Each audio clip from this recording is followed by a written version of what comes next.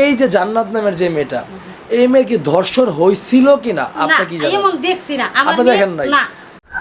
আজ খিলক্ষেত মধ্যপাড়া বালুরমাঠ এলাকায় জান্নাত নামের এক তরুণীকে ধর্ষণের অভিযোগ উঠেছে। এরকম অভিযোগ পেয়ে খিলক্ষেত থানার কর্তব্যরত পুলিশ সদস্য এই যার বিরুদ্ধে ধর্ষণ এসেছে তার নাম হচ্ছে জান মিয়া, তাকে ধরে নিয়ে আসার সময় খিলক্ষেত বাজারে কিছু এই যারা এখানকার স্থানীয় লোকজন ছিল তারা বলেছে আওয়ামী লীগের কিছু লোকজন পূর্ব পরিকল্পনা করে পুলিশের গাড়ি থামিয়ে আসামিকে ছিনিয়ে নিয়ে যাওয়ার চেষ্টা করে এবং পুলিশের গাড়ি ভাঙচুর করে এবং 7 থেকে 8 জন পুলিশ সদস্য গুরুতর আহত হয় এবং ওই দর্শক যাকে দর্শক বলা হয়েছে বা দর্শক জানমিয়া তাকে পিটিয়ে গুরুতর আহত করে। বর্তমানে জানমিয়া কুর্মিটোলা হসপিটালে চিকিৎসাধীন অবস্থায় আছে এবং জান্নাত নামের মেয়েটি ঢাকা মেডিকেল হসপিটালে আছে। এই যে জান্নাত নামের যে মেয়েটা, এই মেয়ে কি ধর্ষণ হয়েছিল কিনা আপনি কি জানেন? এমন দেখছি না, আপনি দেখেন নাই? বা তারা আমি বলি জান্নাতের যেই গার্ডিয়ান আছে বাবা মা, তারা কি বলছে ধর্ষণ হয়েছে কিনা এটা বলেন।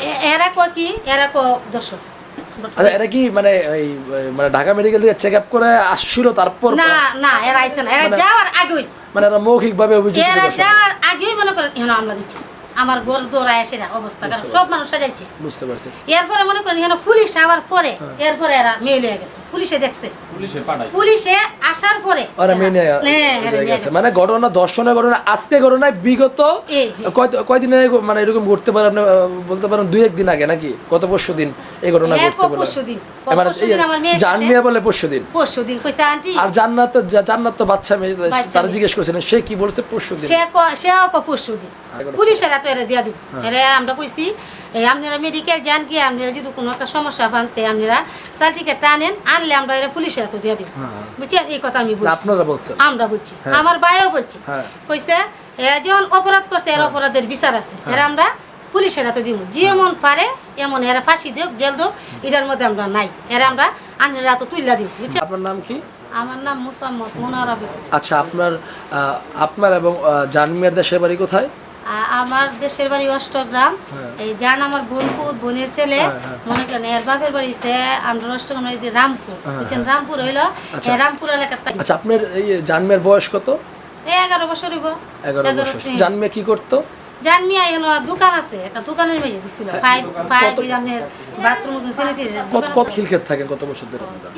কিলকেত মনে আজকে মাই পড়ার সাইড আইছে 2-3 বছর হইছে। আচ্ছা, আর জান্নাত যে তাদের দেশের বাড়ি কোথায় আপনি কি জানেন? এর দেশের বাড়ি কুষ্টিয়া, এমনি জানি, আর কিছু বাবা জানি না। কুষ্টিয়া। তার জান্নাত কি তার বাবা মা সকলে সবাই জায়গায় থাকতো নাকি? হ্যাঁ, এর বাবা মা শহর, তাই নানির বাসা, ওই দিকে নানির বাসা, আমার বাসার সাথে নানির বাসা।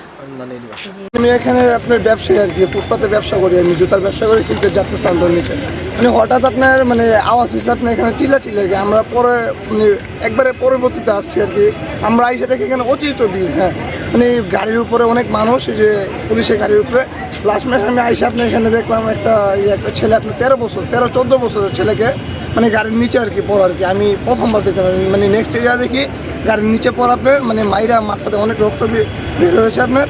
তারপরে দেখি আপনার এরপরে আমি আপনার গেছি আমি আমার বাসায়, মানে এখানে অনেক ধরনের মানুষ আর অনেক রয়েছে আপনার, অনেক মারামারি হচ্ছে। আর মানে এখানে আপনার এতগুলো মানুষ ওখানে ছিলেন, পুরো মানে সবাই থাকার পরও ওরা এত আক্রমণাত্মকভাবে আপনাদেরকে আহত করলো, এটা কীভাবে এই সুযোগ পাইলো বা আপনারা পারলেন না আপনাদের লোকজন?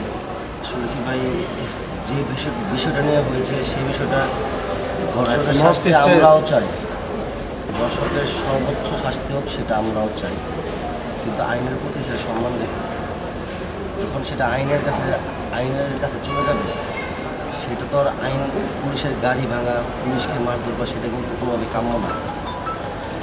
যখন প্রথম থেকে ছিলাম, যখন দেখছি যে পুলিশের গাড়ি ভাঙচুর করতেছে, পুলিশকে মারধর করতেছে, তখন আমার ছাত্রদল, আমি ছাত্রদের সভাপতি খিলক্ষেত থানার, তখন যতটুকু পারছি তাদেরকে এসি মঞ্জুরুল ভাই ছিল, আমাদের এসি কামাল হয়েছিল, আশিক হয়েছিল, তাদেরকে যতটুকু পারছি আমি পুলিশকে মারলো কারা?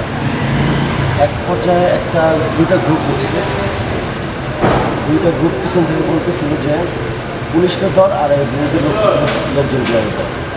আমি ভিডিও করছি, আমার ফোনে একটা দাঁড়িয়েওয়ালা একটা ছেলে ছিল, আমার ফোনে ভিডিও আছে, এমনকি আমি আমাদের যে এসি মঞ্জুরুল ভাই তার ফোনে ভিডিও আমি করে দিচ্ছি যে ছাত্রলীগের কিছু পোলাপাইন ছিল।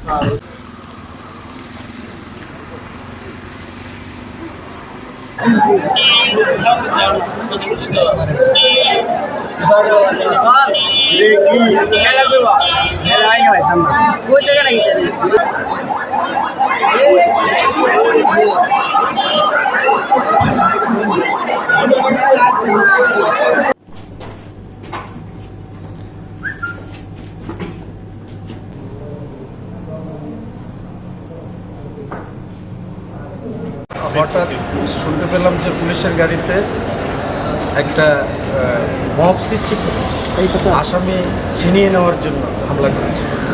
পুলিশের গাড়িতে যখন হামলা করেছে এটা শুনে আমরা পুলিশ আমাদেরকে সাহায্য চাইলো, ভাই আমাদেরকে একটু হেল্প করো। তা আমরা পুলিশকে হেল্প করার জন্য যাই।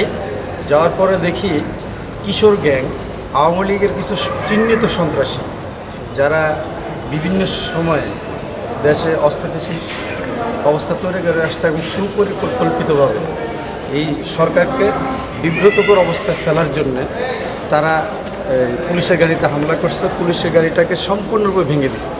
পুলিশের গাড়ি ভেঙে তারা আমাদেরকে সম্পূর্ণরূপে আহত করে আসামিটাকে ছিনিয়ে নিয়েছে। ছিনিয়ে নিয়ে আসামিটাকে আমরা ভাবছিলাম যে মেরেই ফেলছে। আমাদের এখানে পুলিশের ওসি সহ আমাদের ওসি তদন্ত সহ অনেক পুলিশ সদস্য আহত হয়েছেন এবং আমাদের এসি সাহেব উনিও ছিলেন, উনিও ইনজুর্ড হয়েছেন। এবং আমাদের খিলক্ষেত থানা বিএনপি, আমি খিলক্ষেত থানা BNP joint convenor Imanur Hossain, আমি আহত হয়েছি। আমার ছাত্র দলের সভাপতি আহত হয়েছে।